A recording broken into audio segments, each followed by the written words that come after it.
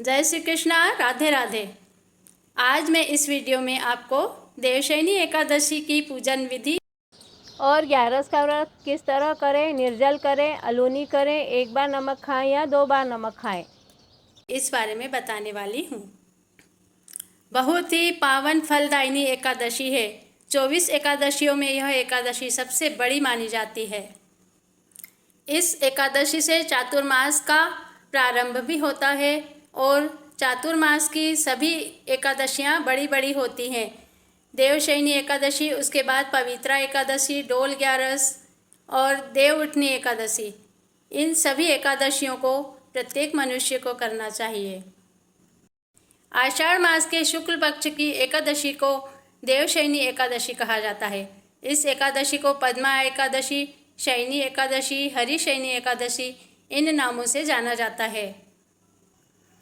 आषाढ़ मास के शुक्ल पक्ष में जब सूर्यदेव कर्क राशि में स्थित होते हैं तब देवशयनी एकादशी आती है और उस दिन भगवान को शयन करवाना चाहिए।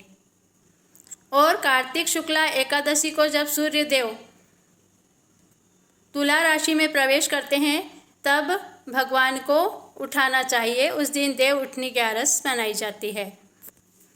देवशयनी एकादशी का व्रत दशमी के दिन से ही चालू कर देना चाहिए। दशमी के दिन सात्विक भोजन सूर्यास्त के पहले ही कर लें और सूर्यास्त के बाद में कुछ भी न लेवें। दूसरे दिन ग्यारस के दिन ब्रह्म मुहूर्त में उठकर किसी पवित्र नदी में स्नान करें। अगर आप पवित्र नदी में नहीं जा सकते हैं तो अपने नहाने के जल में गंगा जल, आंवले का रस, तिल आदि डालकर उस जल से स्नान करके पवित्र स्वच्छ कपड़े पहनें। देन भगवान सूर्यदेव को नमस्कार कर उन्हें अर्घ्य देवें और तुलसी माता की पूजा करें। फिर भगवान विष्णु की सोने, चांदी, तांबा या पीतल, इन धातुओं में से किसी भी धातु की मूर्ति लेवें या फिर आपके मंदिर में जो भगवान की मूर्ति हैं उनकी पूजा करें। उन्हें पवित्र गंगा जल से स्नान करावें। उसके बाद पंचामृत से स्नान कराना चाहिए। फिर शुद्ध जल से स्नान करके उन्हें पवित्र वस्त्र से पोंछकर और उन्हें अच्छी सुंदर श्वेत पोशाक धारण करवाएं। फिर उन्हें सुगंधित चंदन का तिलक लगाएं और गहने पुष्पमाला पहनाकर उनका श्रृंगार करें। उसके बाद उन्हें धूप, दीप, नैवेद्य से पूजा करके और उन्हें पुष्पमाला पहनावें। इस दिन भगवान नारायण के लिए मखाने की पीली खीर बनाकर उसका भोग लगाना चाहिए। इससे भगवान श्री हरि नारायण बहुत प्रसन्न होते हैं। फिर शुद्ध घी का दीपक जलाकर भगवान की आरती करें। आरती करते समय घंटी जरूर बजाना चाहिए।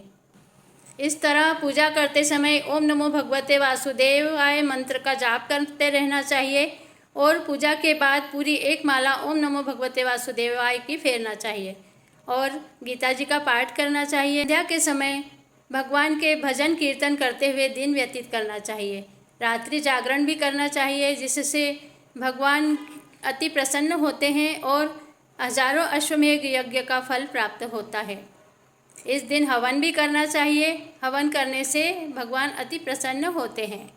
जो मनुष्य इस दिन गायत्री मंत्र का जाप करते हुए हवन करते हैं उनके समस्त पाप नष्ट हो जाते हैं और उन्हें निरोगी शरीर और सुपात्र संतान की प्राप्ति होती है।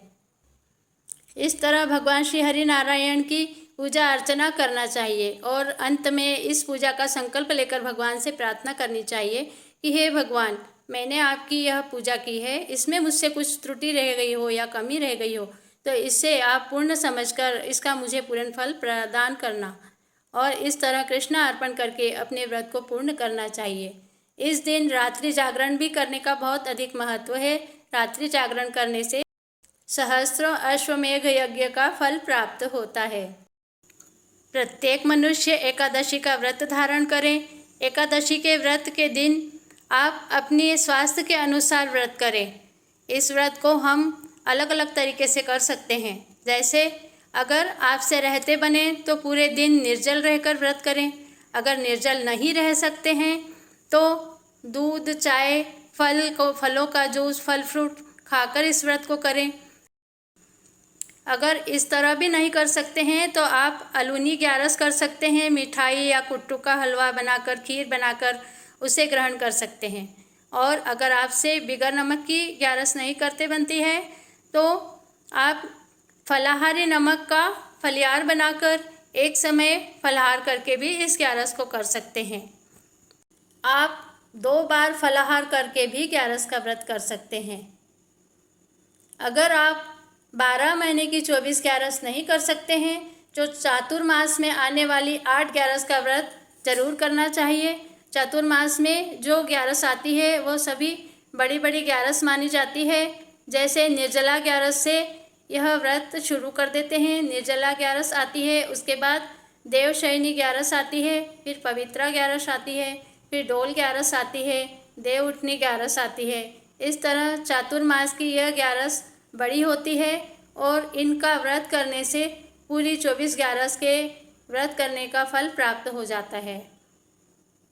मैंने इस वीडियो में ग्यारस की पूजा विधि और व्रत करने की विधि और सब आपको बताया है। अगर आपको मेरा वीडियो पसंद आए तो आप इसे अधिक से अधिक शेयर करें और मेरे चैनल को सब्सक्राइब करें। जय श्री कृष्णा।